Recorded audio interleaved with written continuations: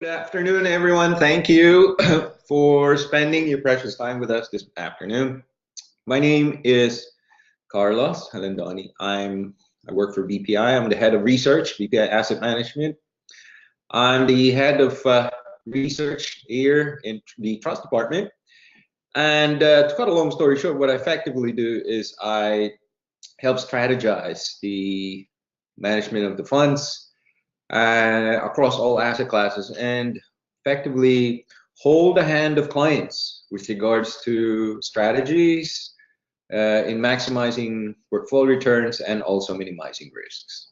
So the topic today is a brief description of what happened in 2018 and more importantly, the outlook for 2019. Moving right ahead. 2018 was an extremely volatile year. It's highlighted by the fact that find the peso now trading at 52.52 or 52.30 thereabouts. Considering this time last year, the peso was at 49.93.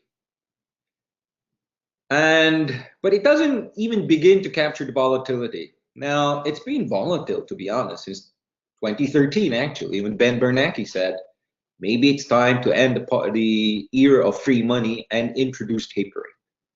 Markets have never been the same after that. It's been volatile.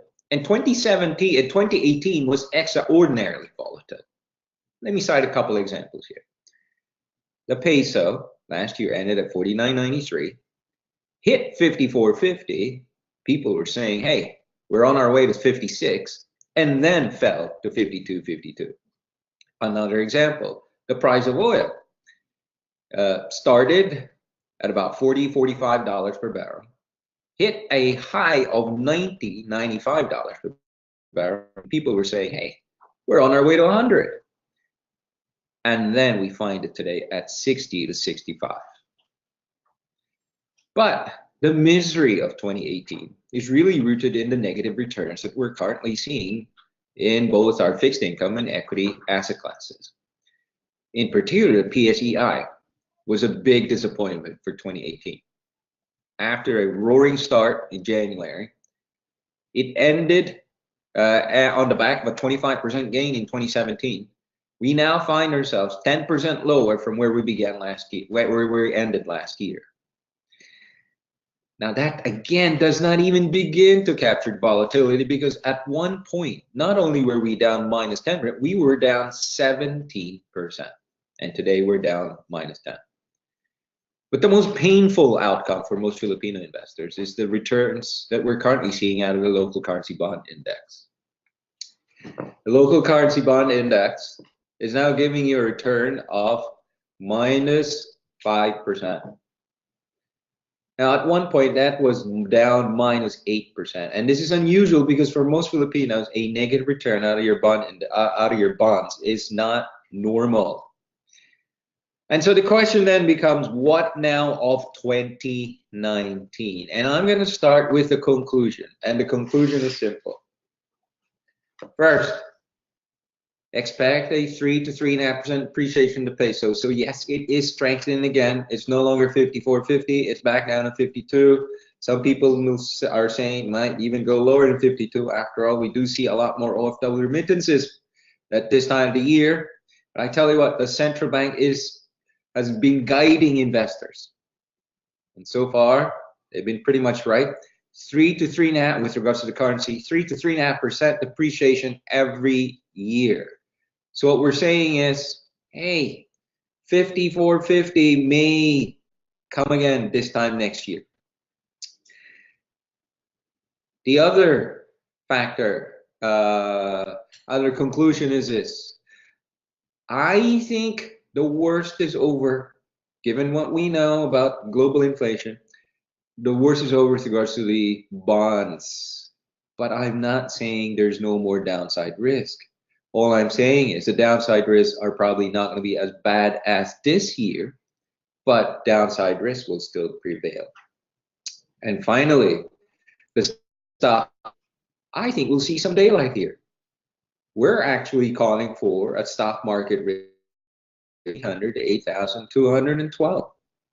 but we're not calling for any new highs in 2019. We're not even going to go anywhere near the previous high of 9,000. But I tell you what, right now it's trading at 7,500.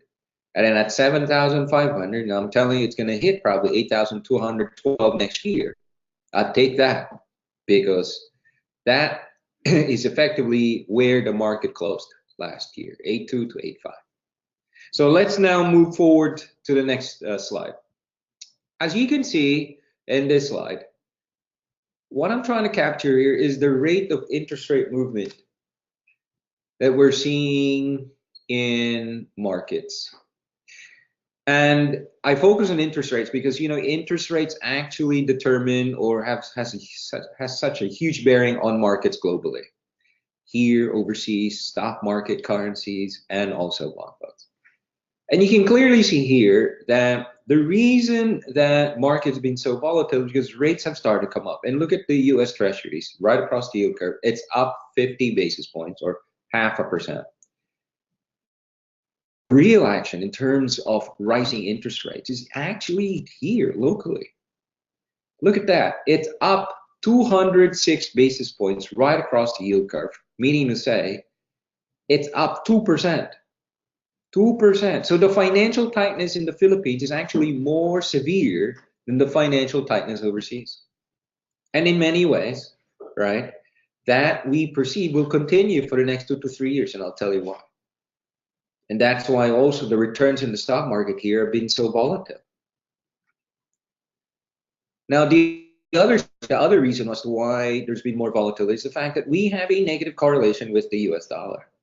When I say we, I mean the stock market. And look at on this page, you can clearly see that last year the stock market, Philippine stock market, at 25%, and the dollar was down 10%. It was the worst performing asset class. But the story was flipped in 2018. The dollar was the strongest asset class, up 3.3%, and the Philippine equities down 10%. So the question now is, what of 2019? I mean, this is the story of 2018. Assets were volatile because the Fed raised rates. They raised rates because the economy is robust, more robust than, say, Europe or Japan. What now of 2019? Well, I tell you what, before we go to 2019, I just want to emphasize how powerful the strength of the dollar is relative to how we invest and allocate assets. Notice on this slide that outflows year to date across Asia has amounted to $39 billion. Philippines, notably, $1.16 billion. I say notably Philippines because last year only $1 billion came in, and in the region only $20 billion came in. And so effectively, more money left than money came in last year. Money left this year relative to money came in last. And that's primarily because the dollar has been so strong. And I tell you how powerful sentiment is. If you go turn to the lower table, you can clearly see that the Philippines and Asia is trading pretty close to or at a discount to its 10-year average, PE-wise. But you can see that the US is trading at a 15% premium. So despite the fact that there's a 15% premium, okay, markets continue to flock to US assets because of the growth story and also the strength of the currency. In a nutshell, US is being priced to perfection. And that's why, of late, if you see any weakness in the data, what do you see? More volatility. The S&P down 800. Okay? And so what I'm really trying to say here is this. As much as I want to talk about just Philippine fundamentals or just the fundamentals of the US or Philippine corporates, we need to be aware about flows, because flows do determine where, and those flows are determined by the strength of the currency, which are also determined by the direction of the interest rates of those respective countries. In this instance, the US. It's no secret that the US has been the strongest currency in 2018, and we do expect it to remain stronger than the euro and the Japanese yen in 2019, primarily because the forecast, there's such a huge discrepancy between the growth of the US economy and also the Eurozone and Japan.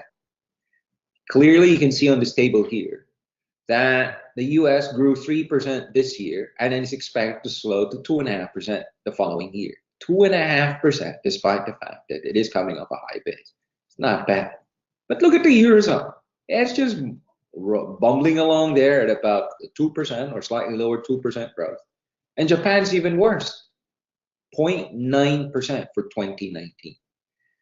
And when you look at the fundamentals of the US, average unemployment rate is now down to 3.7%, and it looks like it's going to go below 3.7%, effectively full employment.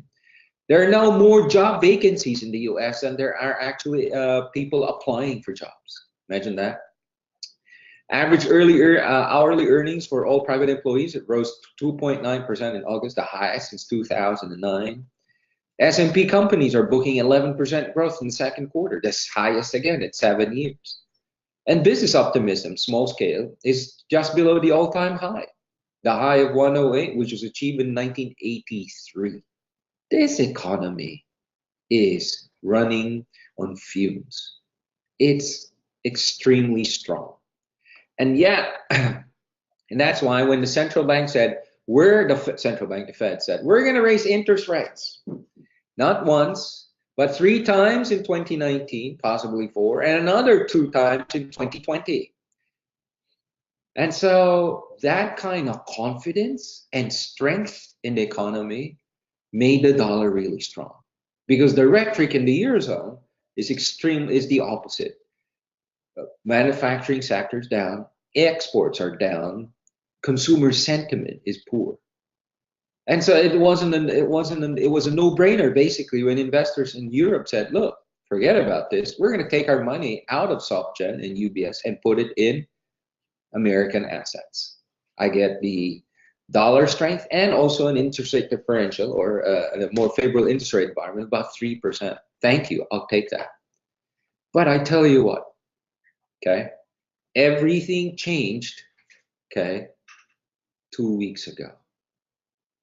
It changed. And that's why the stock market is no longer down locally 17%, it's only down 10%. And the peso is not 54.50, but down to 52. What changed? Well, what changed was the rhetoric that came out of the Federal Reserve. The belief that the dollar may not be the stronger currency now in 2019 and effectively cause a re-rating in the Philippine stock market, emerging markets. The belief also that the biggest concern now for monetary authorities in the US is not the lack of growth, because they've got growth, but it's lack of inflation. Inflation in the US has actually fallen.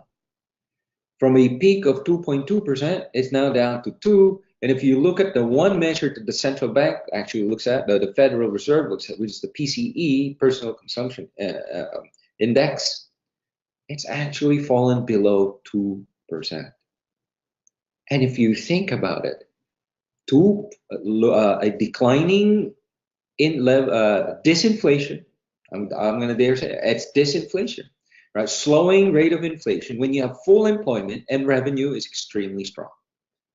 Problematic, puzzling to the monetary authorities in the US. And not a surprise, people have started to talk down. Okay, how many more times the Fed's going to raise interest rates? Because what's even more worrying for the Fed is the fact that there are now certain parts of the yield curve in the US that are now yielding negative returns. It's called an inverted yield curve, meaning that when you compare, say, the 2-year paper to the 5-year paper in the US, so the 2-year bond to the 5-year bond, the yield on a 2-year bond is now higher than the yield on a 5-year bond. Equally, the yield on a 3-year bond is now higher than the yield on a 5-year bond.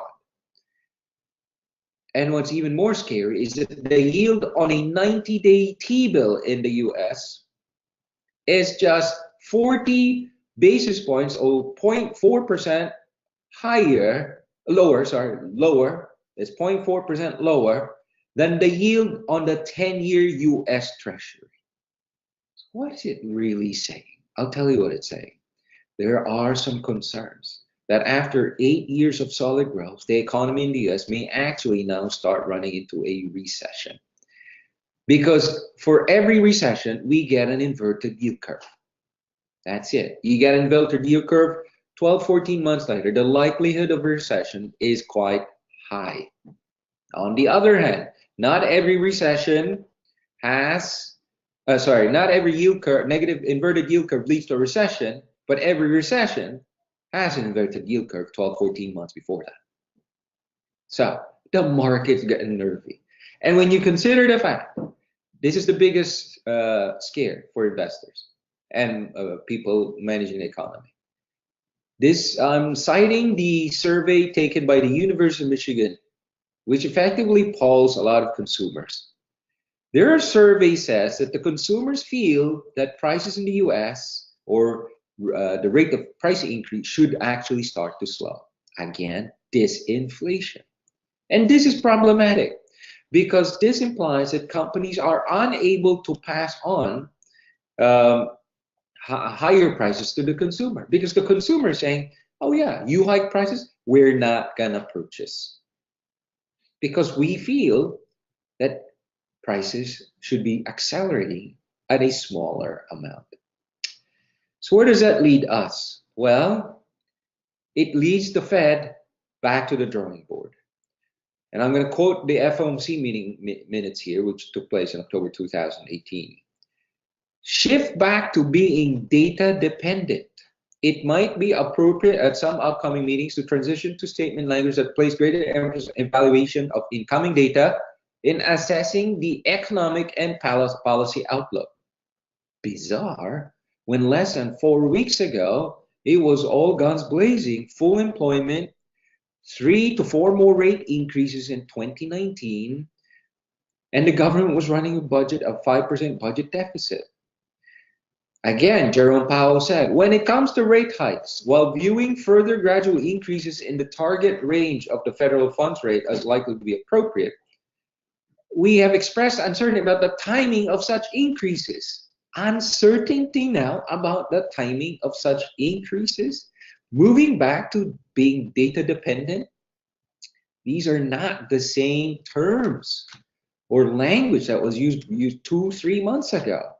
And that's why the market has started to question the forecast for 2019 and started to introduce into the equation the concept of a US recession, 2 quarters of negative growth rates.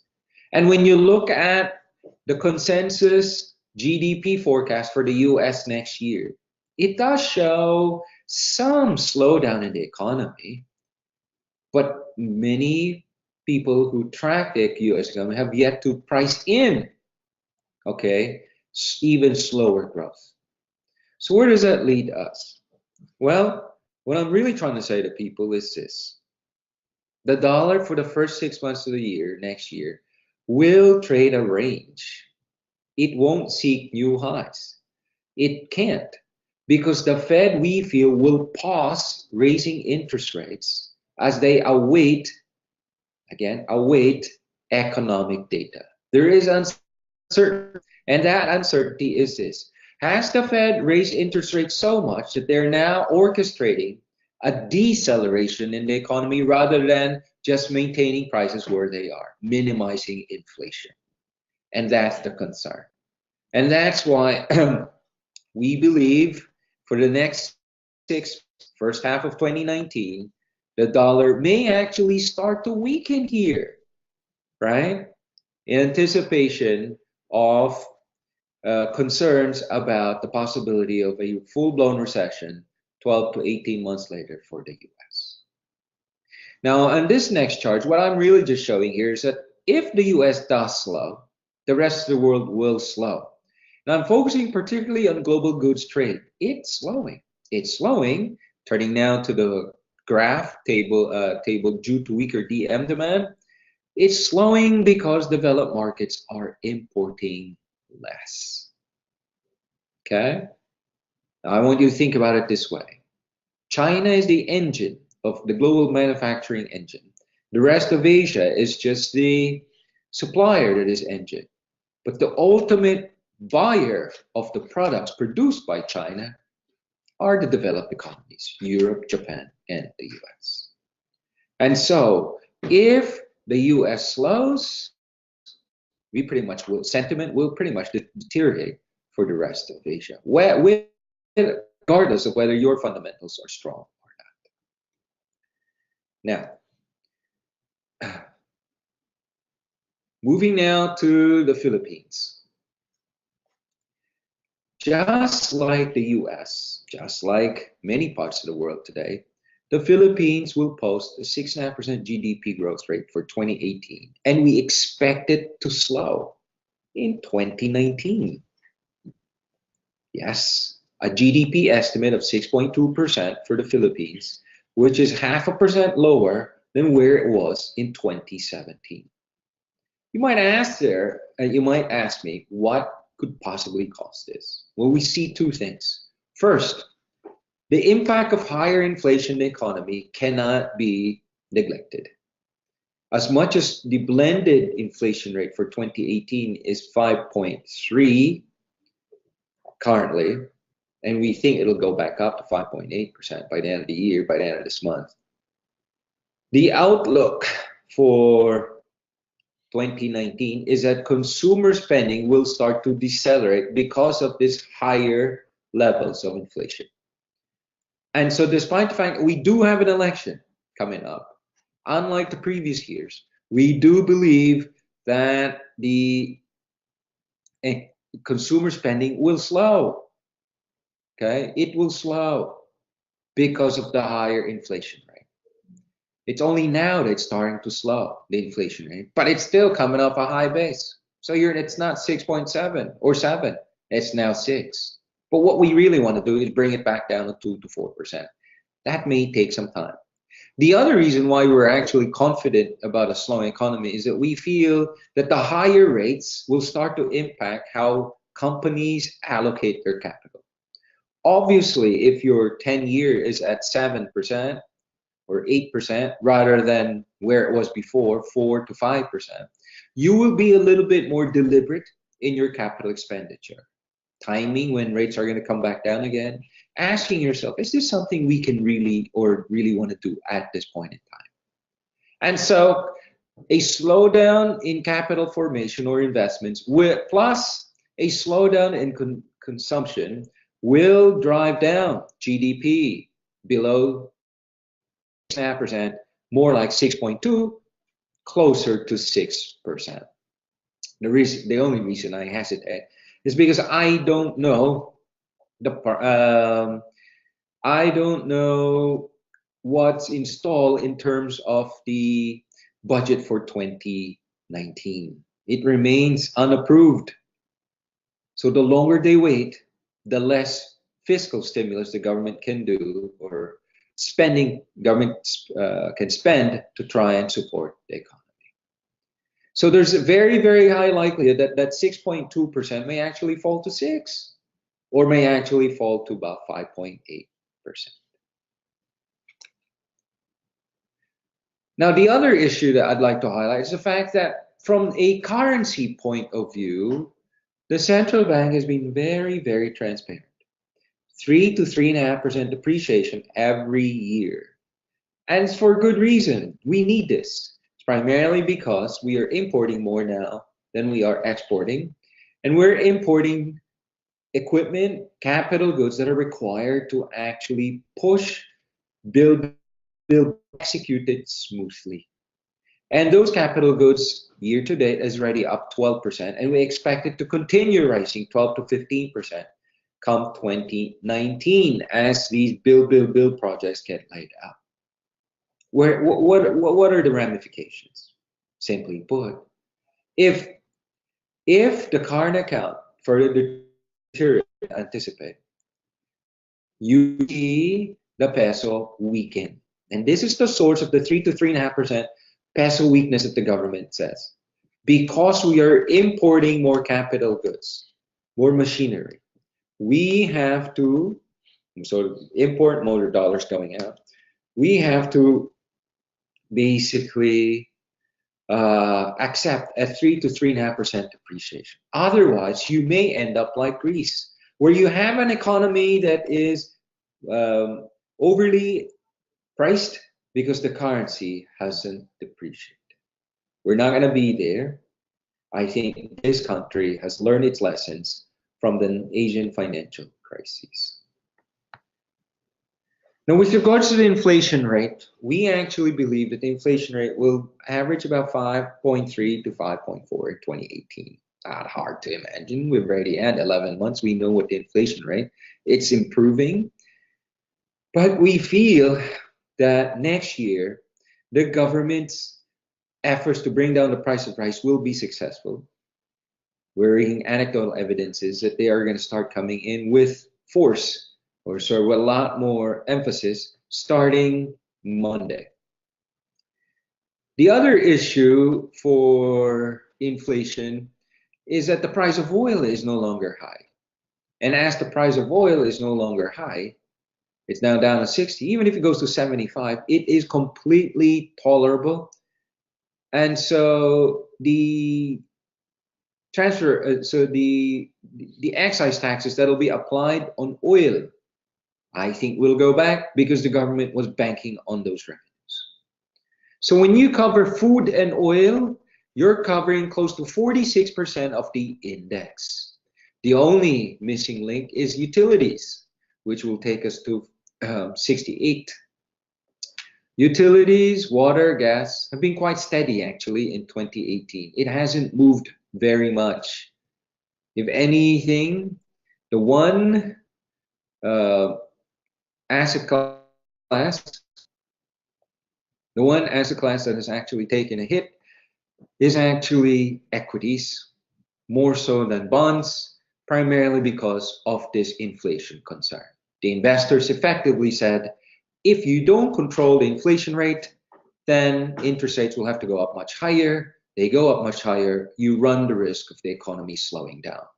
We don't have that problem anymore. That was the problem back in the first quarter. Today, the central bank's been very, very proactive. They've raised interest rates 5 times in 7 months. And the market has liked that. That's why the dollar today is at 52.52, and the stock market is only down 10%, and your bond funds have actually recovered. Now, a lot of people have started to ask me about the difference between our view on interest rates, because in relation to the inflation rate, because the inflation rate as of November actually improved from 6.7% now down to 6%. And people are saying, yes, maybe it's time to go back into the market with regards to bonds, now that the inflation rate is starting to fall. Well, folks, I want you to be cognizant of this fact. The overall inflation numbers started to fall, and the government has done a fabulous job of doing that by importing rice from Vietnam and Thailand, and by basically, well, the price of oil also fell, and by allowing unlimited amounts of rice to be imported, right? It's called the rice tariffication program. And so that together has been quite helpful in trying to bring down the headline inflation rate, and it will fall. The concern, however, and that's why I'm saying where the battle for inflation is not yet over, is that the core inflation rate, which is everything else x the price of food and the price of oil, utilities tend to be quite volatile, that's still increasing. So it went from 4.9 to 5.1%. It's no secret that the reason that has increased so much is that loan growth is still quite high. And so I'm sure you're asking the question, is it possible that we have headline inflation that's declining and core inflation? The answer is yes. Look at this chart here, which basically measures core and headline inflation from 2000 and 2018 using 2006 base. You can see that between 2012, core inflation was higher than headline inflation. Equally, back in 2015, core inflation was higher than headline inflation.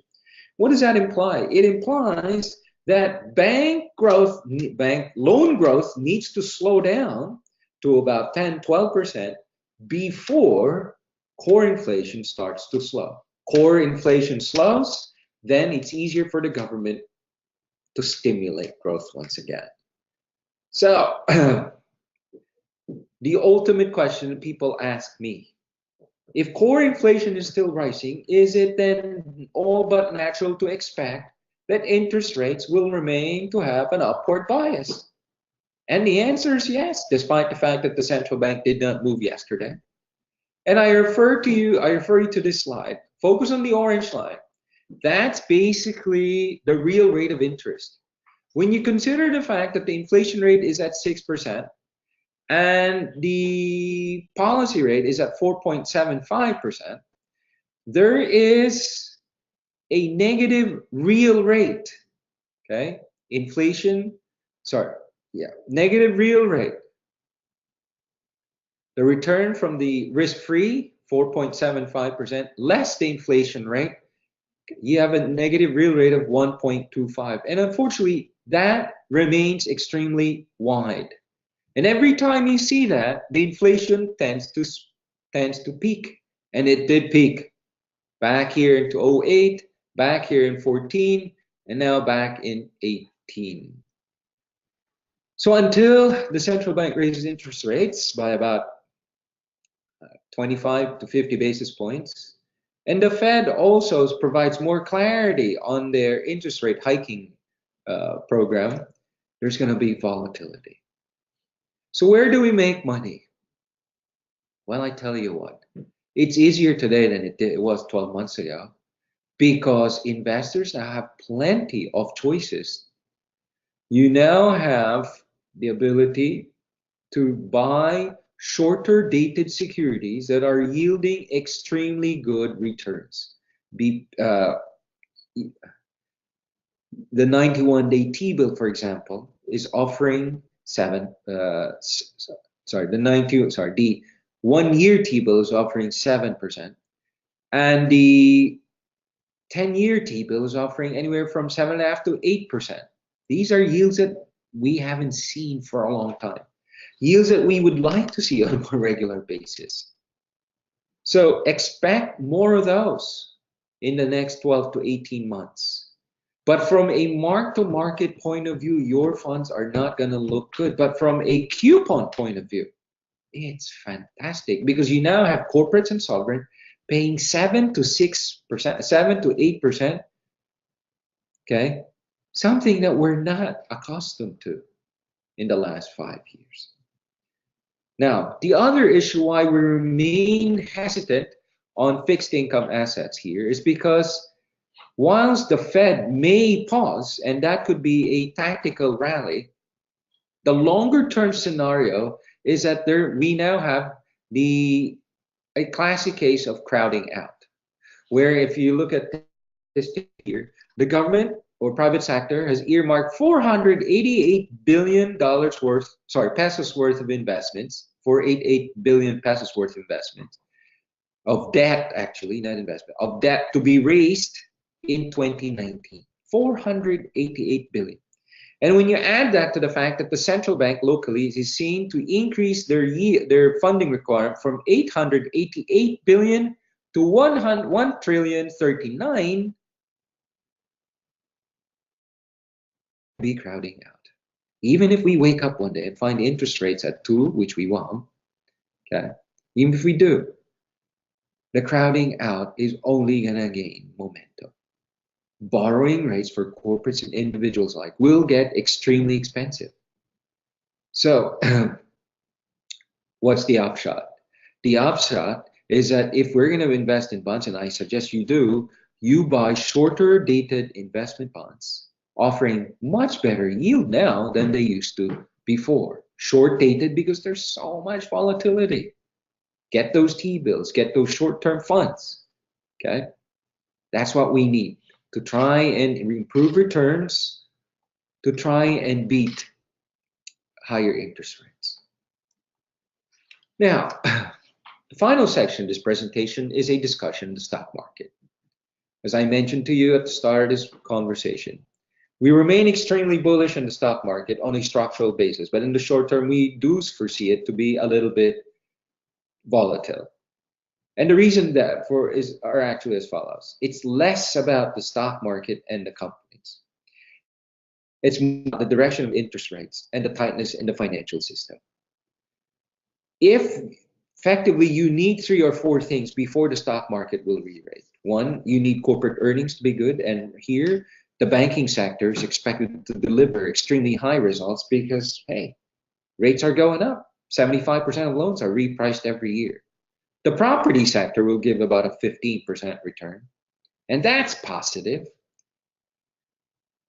because effectively it implies that rates have gone up, but they haven't gone up enough such that it'll dampen property demand. So if you're bullish on property and banks, then the conglomerate discussion is a no-brainer.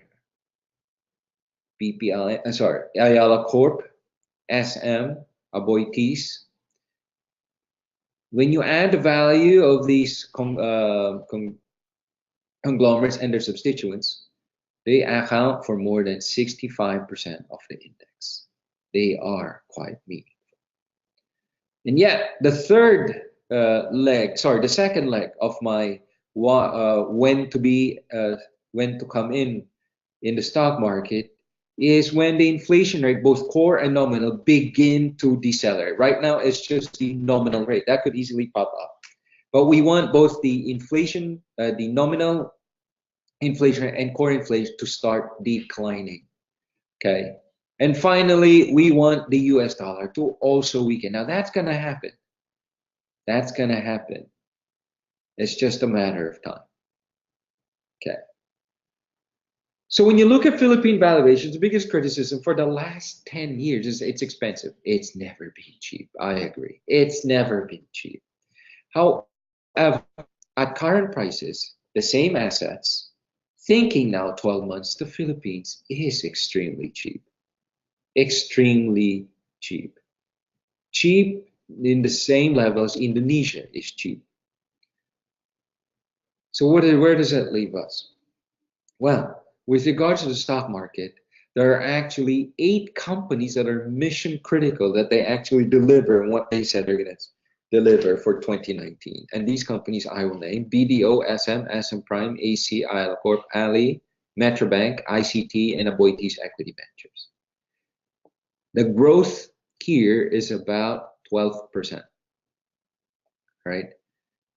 So when you add the growth and the PSE weight, it looks like we can do the 85% of the 12% that the firm is supposed to deliver to the seniors will come from these 8 companies outperforming the market on the back of excellent estimates on the forecasts. So in summary, the Philippines is strong. In fact, if you look at this table here, what I've done is compared our forecast to the forecast of the brokers and also the forecast of what is in Bloomberg. The Philippines is extremely strong. It's expected to grow 6.2% based on our forecast next year. In fact, it's one of the lowest. The brokers are saying 6.35% and Bloomberg is saying 6.4%. We're conservative. The other issue I'd like to highlight is the fact that the estimates for inflation are actually quite similar, somewhere between 4.2% and 4.3%. So everybody's expecting some tightening, not a whole lot of tightening in the interest rates. The BSP question mark now is how the BSP will manage the currency. Question mark or no-brainer? Question mark in the sense that, hey, it's at 54.50. Any chance of it going to 55? There's chances, but at this point in time, it feels remote because 50% of decline, 50% of So the currency is at 54.50, and the brokers are saying 55.10, and Bloomberg saying 54. So we're all pretty much aligned. Even the target for the PSEI, the most optimistic out there, the median is 8,270. Us AMTC, we're coming in at 8,212. So there's effectively hardly any difference. But what's it really saying? What it's saying is that people are basically on the same side of the trade or non-trade. There's a fair amount of people or investors out there that are a little bit conscious and concerned about the volatility in developed markets and how it'll spill over to the Philippines. There are some concerns about the political process with regards to the midterm elections next year in May. And so when you add all of these up, we feel that investors will remain very, very cautious in the Philippines, despite the fact that the inflation rate has fallen, corporate earnings are still quite good, and more importantly, the dollar is perceived to be weaker for the first 6 months of 2019. So it may look dreadful, actually, when you look at your 2018 results, but in reality, the 2019 results will be easier to accept because the losses would have declined meaningfully. I'm going to stop here and open the floor now for questions and answers.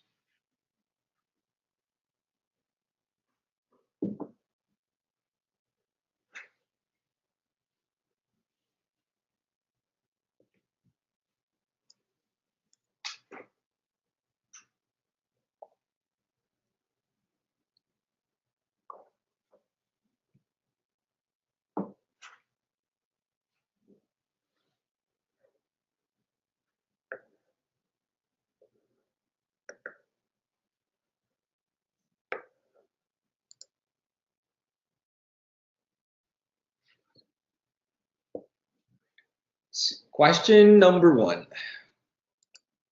How will the Philippine economy be affected by the trade fears between US and China? Well, to be honest, the impact on the Philippines is not as meaningful as compared to our North Asian neighbors, Korea, Taiwan, and also Singapore, who are all net exporters, Singapore and Southeast Asia.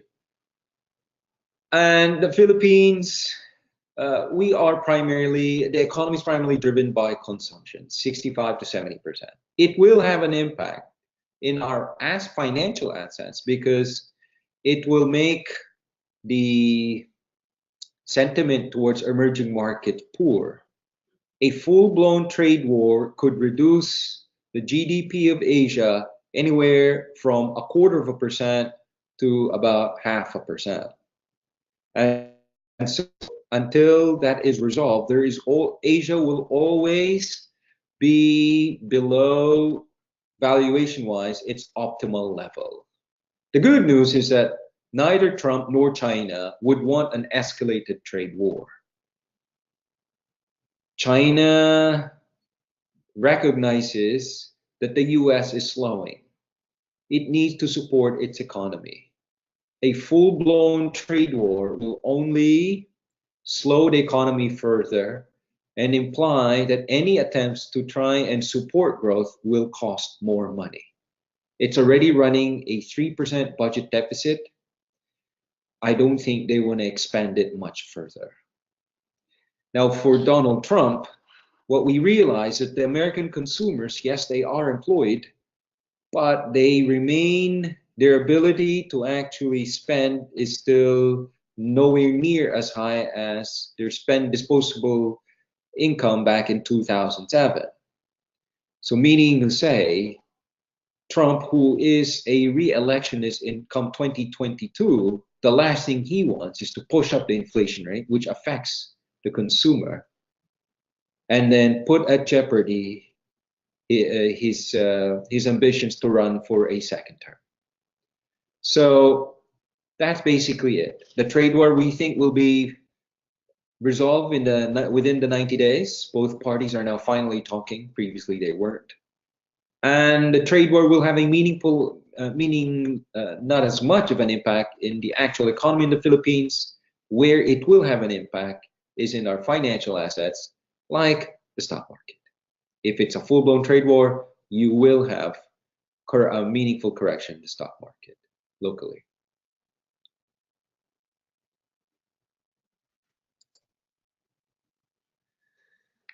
We've a question now on our index target for the PSEI for 2018. Our index target for 2018 is somewhere between 7,500 and 7,845. Now you say that's a wide range. Indeed, it's about a 2 to 3% range. But why is that? Why are those levels very important? I'm calling for 7,845 on the back of 2019 earnings growth of about 11%. That will bring valuation 16 times PE, which is our long-term average. Why do I now say 7,500? I basically indicate 7,500 because there is still a fair amount of downside risks in the economy, in particular in EM.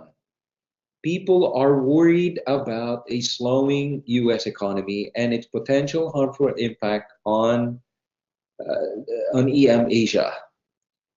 And if we continue, and this concern about a slowing US economy is gaining momentum as the inflation number gets worse.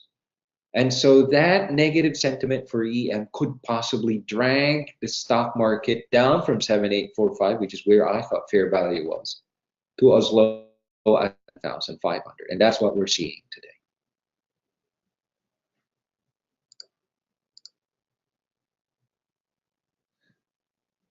Okay, here's a good question. If we are constructive on the stock market long term, what is a good index level to enter the market once again? And that market, I refer to the equity market. For me, fair value for next year is 7,845. Anything below, and I said negative sentiment can bring it to 7,500.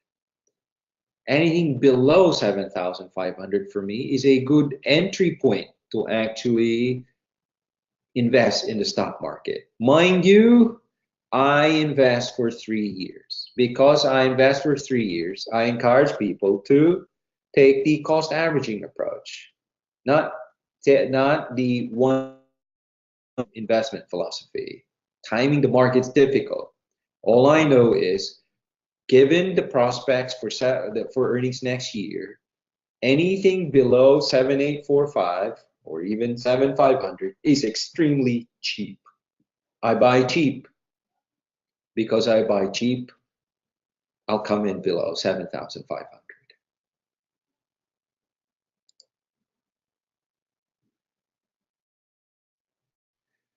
Here's a question. Is there a possibility of a property bubble forming in the Philippines? Absolutely.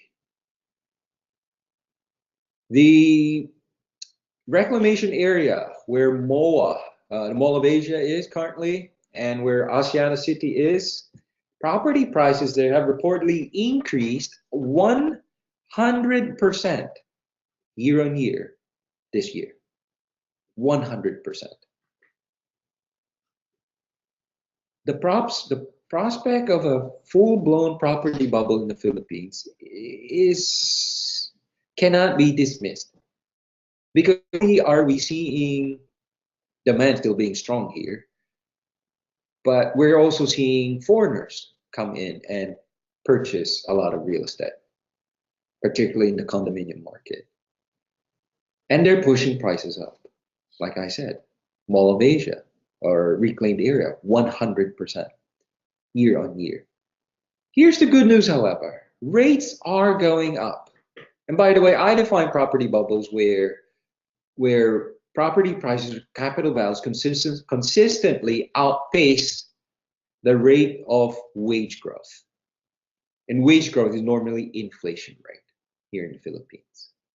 And we've had that for the last 5-7 years. If there was a bubble, it's a lot smaller now and more managed. Because one, the central bank keeps an eye on real estate exposure to 20% of loans. And more important, and they do that very strictly. I guess lessons of the Asian financial crisis in 1997. And the other thing is the fact that the interest rates are also starting to come up. They are at that sweet spot. where, yes, they're higher, but they're not harmful. Based on our study, as long as interest mortgage rates are 300% up in a given year, consumers and users have the ability to actually cope with the changes in their mortgage payments. So the answer, is there a property bubble? Cannot deny, because property prices continue to go up faster than wages. At least from that point of view, there might be.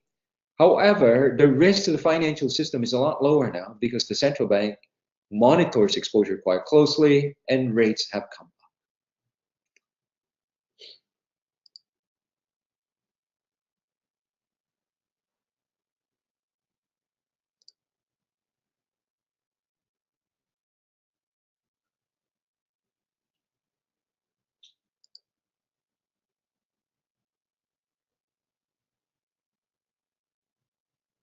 Okay, here's a question. The impact may not be meaningful as you said, but the PHI volatility is heavily affected. We always react to the Dow Jones or fluctuations, which in turn reacts to US-China trade issues. True. The direct impact on the economy of the trade war isn't as meaningful to the Philippines compared to other parts of Asia, as I mentioned. But it does have an impact on riskier assets like the stock market, as it will basically be affected by sentiment with regards to global growth. So if global growth slows because of the trade war issue, the Dow Jones will correct, the S&P will correct, the Philippine and every other stock market in Asia will also correct. Absolutely agree with you from that point of view. What was the last stock that you personally bought and why? I'll tell you what, I'll give you the stock that I like the most is not actually banking stock, but the property stock, and that's Ayala Land. I like Ayala Land primarily because I like companies that are able to withstand the volatility in markets, and more importantly, they have such strong pricing power, they can maintain their margins or close to it anyway, even during periods of strong volatility. And over the years, Ayala Land has proven that. In fact, my recent discussion with an Ayala Land broker over the weekend was quite interesting. Their exposure to foreign buyers isn't as big as, say, other property developers. But what was interesting was that this particular person said, or actually there are a couple of them who said, you know what, there's still so much for high-end real estate that the problem is not the demand, but is the supply. There's just not enough inventory for them to get, for them to actually be able to participate in things. And that's encouraging. So considering 50% of revenue is lease and the high-end residential sales account for 25% of revenue, I think that Ayala Land should be able to weather the storm even if rates go up more meaningfully from here. That's why I like Ayala. It's cheap. It's trading at a 50% discount to NAV, at least based on our calculation.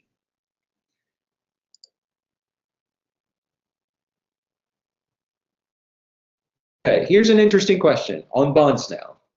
I have invested in bonds, UITF, and mutual funds this year. The returns are tiny. When will it be possible to have higher returns? Sir, you are lucky you have positive returns this year. Most people, most funds had negative returns because of the rising interest rate environment. And it was fierce in 2018. The question now is, when does it become more meaningful? And when I say meaningful, 5 to 8%. Well, we won't see that. We won't see that for the next 2 years. We may see lower downside risk this year, but to actually see 5 to 8% or almost equity-like returns from your bond funds, difficult, because rates will have an upward bias. Remember what I said. You have the private sector trying to raise 500 billion pesos next year, and you have the government trying to raise close to 1 trillion pesos next year. It's a lot. We don't have enough savings to fund all that. The government is aggressive because it wants to roll out build, build, build. That was a big part of the Duterte campaign promise. And so we're going to borrow some offshore, but it's not going to be a lot because the government is wary about our external debt. It's low, but they don't want to bring it high. So that means interest rates, at least in the secondary market, will remain afloat, will remain high because of this fight for liquidity. The good news, it's not going to be as bad as last year where interest rates moved up 2%, but they're still going to start inching higher. So what I'm really trying to say to you is this: get used to smaller positive returns, but more stable positive returns for your bond funds in the next couple of years. But don't be surprised if you see a marginal negative loss as well. Like I said, it really depends on what the Fed does and the direction on how tight the financial system becomes because of build, build, build.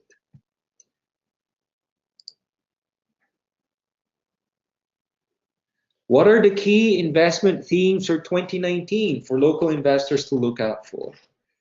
Again, we need to keep an eye on the US dollar. We need that to weaken. Number two, we need to keep an eye on corporate earnings. Okay, we need the banks to deliver solid earnings growth. Without the banking sector booking strong growth, and I mean 20% earnings or higher, and they will because 75% of loans are repriced every year and rates have come up quite a bit. Okay, if we don't see those bank earnings growth drop from about 11-12% down to 6%. Not a great result. The other thing I want you to keep an eye on is the inflation rate. The government seems like the government has already put in some measures to try and bring down the price of rice. We need to see the price of rice to remain low, just as we want to see the price of oil to remain low, $70 to $75 per barrel. And finally, we want fairly smooth midterm elections, because if those elections are not smooth, it could cause a depreciation of the peso more than 3 to 3.5% every year, and that's not constructive. Anything more than a 3 to 3.5% depreciation, i.e. a peso 54.50, anything higher than that next year suggests there is concern, there is a loss in confidence. We don't want that, because that could snowball into a much bigger loss of confidence, and investment starts to pull out of the Philippines.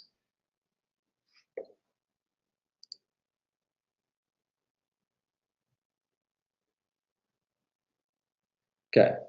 BPI was not in the list of banks in the PSEI potentially active next year. Actually, those companies that I highlighted there, okay, are companies that cannot disappoint on earnings.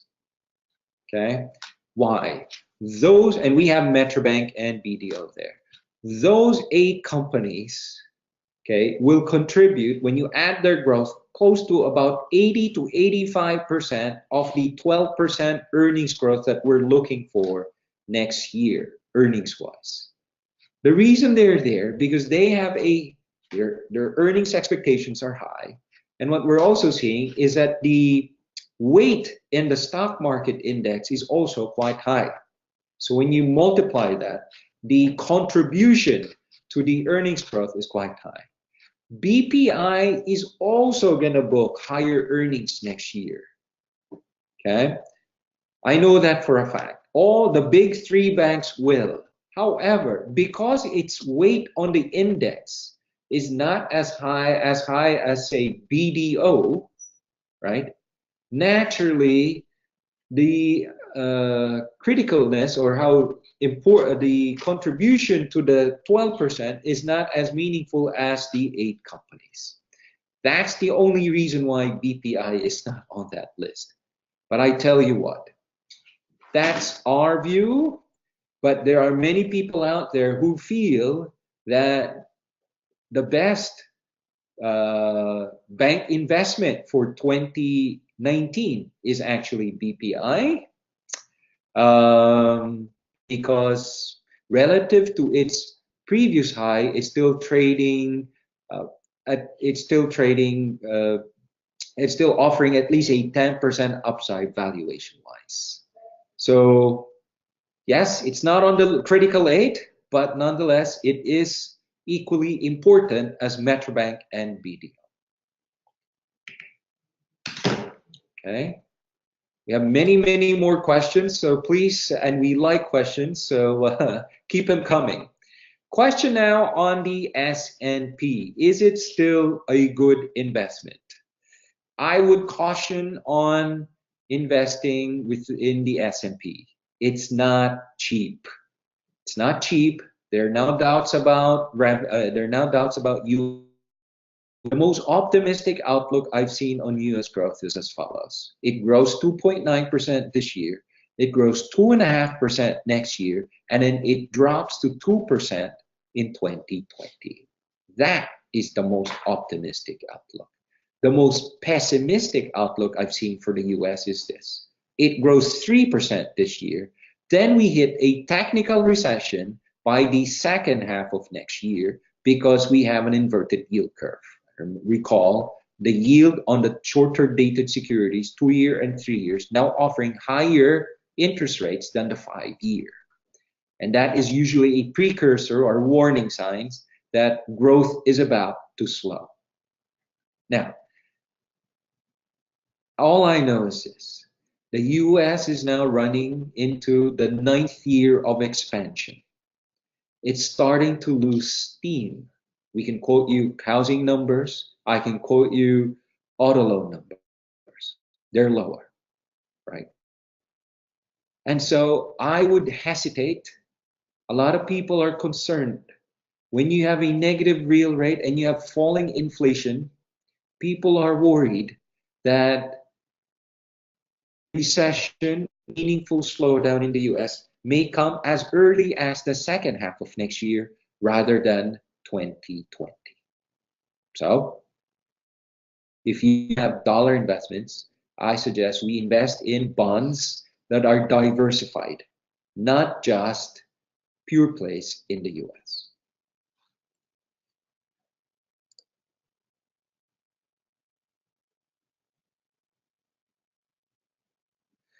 Okay, there's a question here on, it seems to me that the 3 major drivers of stock markets are the trade war, the Philippine inflation rate, and the GDP rate, and even the Fed direction on how rates should go up. Absolutely agree on everything. The trade war, yes, it will determine if it does become a full-blown trade war, it will hurt global growth. Global growth slowing will hurt, including Philippines. Yes, the inflation rate. If we do not address the inflation problem, confidence in our economic management team will deteriorate. The peso will depreciate back to the 9% level that we saw earlier in the year. The GDP rate, less of a concern, really. I want the GDP rate to fall from 6.2%, okay, to say 5.5 to 5.8. Why? Because the biggest learning of 2018 is this. Every time the economy grows beyond 6.5%, inflation, the risk is inflation will surprise to the upside. Why? Because we just, as an economy, we cannot produce the necessary productivity gains needed to support an extremely high growth rate. We haven't made the right investments in infrastructure. And so over the years. And so we need to cap growth between 6 and 6.5%. So if it falls below 6, not too bad. The rest of the region is growing up 4.5%. And finally, the rate of the Fed's rate increasing is also important. Why? Because if the Fed increases too quickly, that means we're going to have to raise quickly as well. Remember, there is that other aspect of our economy where we're going to have to import more than what we're exporting. A lot more imports. We're going to run into a negative trade balance, leading to a deterioration in what's called the current account. So we'll have a current account deficit that is going to be wider next year than this year. So far, the estimate is it's only going to widen by a little bit, from 1.8 to 2%, or from 2% to 2.2%. If that current account deficit widens extremely high, then the currency will deteriorate. And if the inflation rate is not managed properly, that could deteriorate further. Confidence is a big issue. If confidence is an issue, investor sentiment will remain negative. So these 4 items that you highlighted are extremely important, and we need to keep an eye on these next year.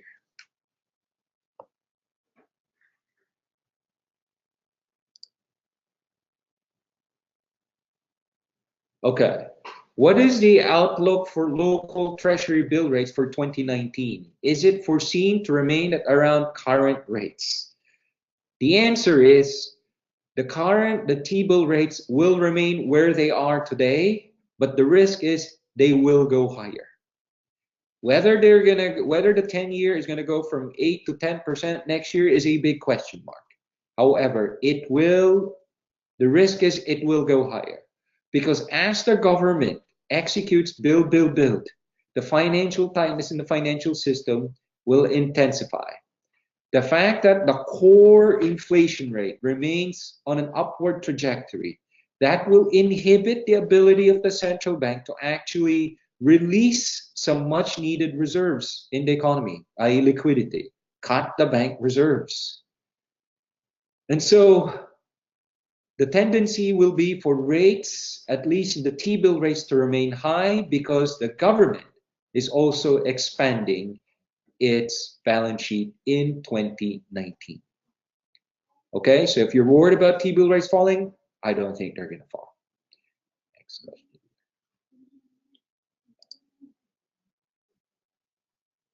Okay, here's a good one. Do we expect property prices to fall with the rise of interest rates? No. Property prices will not fall with the rise of interest rates. Depends. If interest rates only move up by about 300 basis points or 3% based on our studies, mortgage end users have the ability to actually pay their mortgages, sustain their mortgages. If interest rates move up, say 8 to 10%, that's a different story. But as we've seen even in the Asian financial crises, in the Philippines, property prices do not fall. What happens is during times of extreme volatility where rates move up from 10% to 20% in less than 6 months, there's just no transaction. Because for the most part, the Philippine, at least especially at the high end, the buyers are actually end users that actually have a lot of capacity to just sit on the real estate. They didn't actually use a whole lot of more leverage to purchase these assets.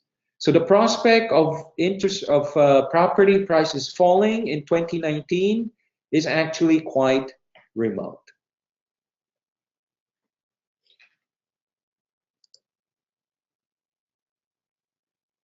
Okay, here's a question on the US dollar.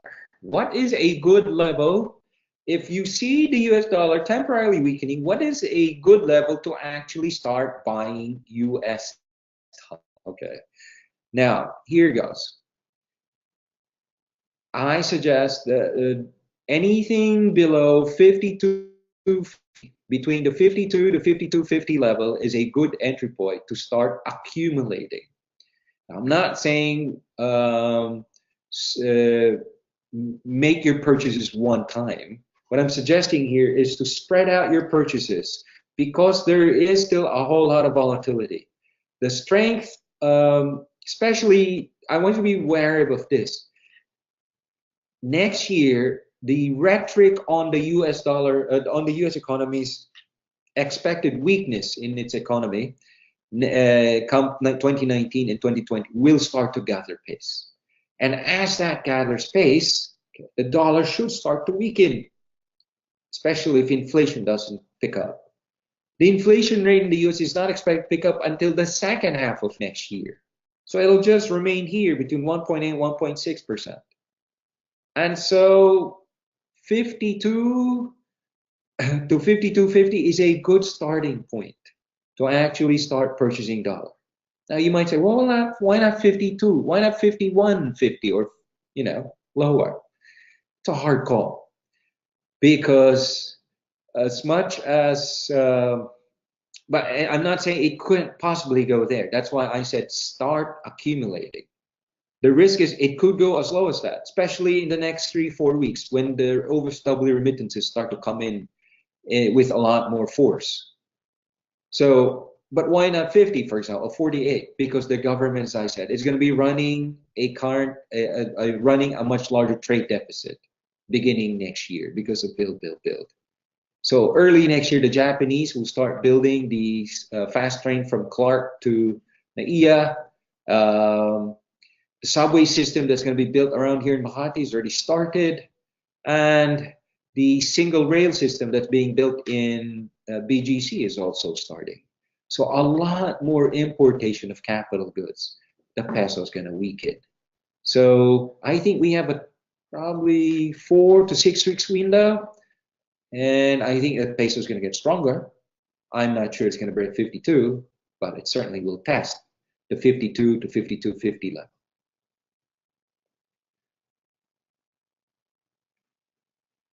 We have 10 minutes left for Q&A. Our investment advisors will be in standby for another 20 minutes after that 10 minutes. So if you have questions, please continue sending us those questions. We will respond via chat.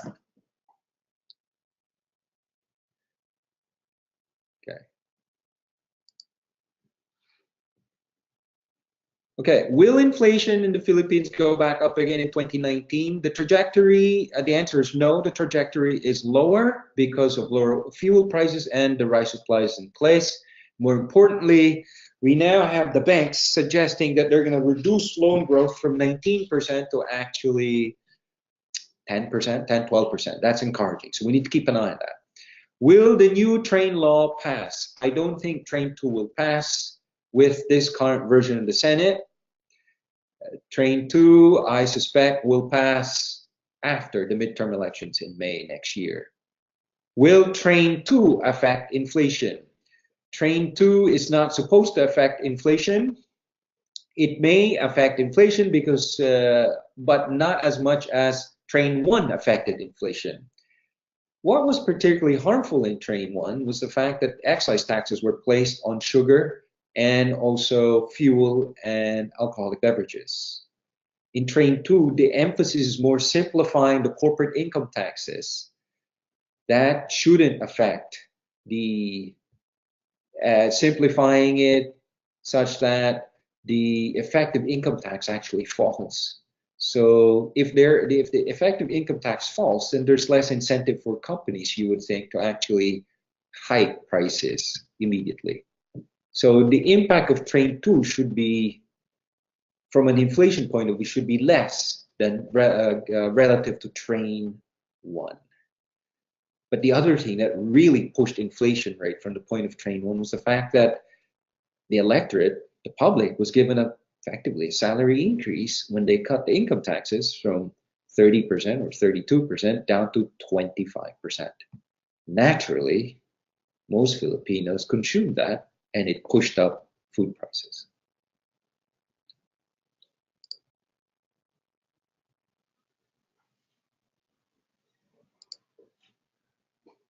Do you think the PSEI has reached bottom, or will slide down to below 7,000 points, below 7,000? Okay. The PSEI is trading on a downward channel, just as the rest of the EM. It is well supported at 7,000, between the 7,000 to 7,500 channel. For it to go below 7,000, we need to see more aggressive appreciation.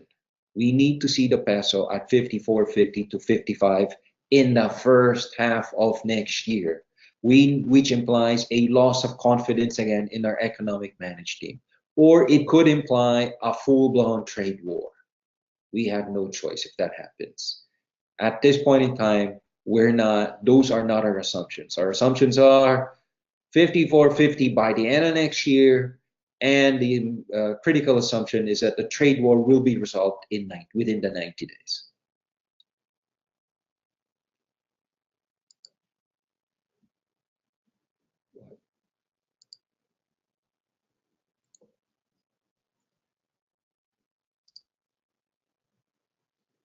Okay. Last question. Here's a question on the Catholic Value Fund.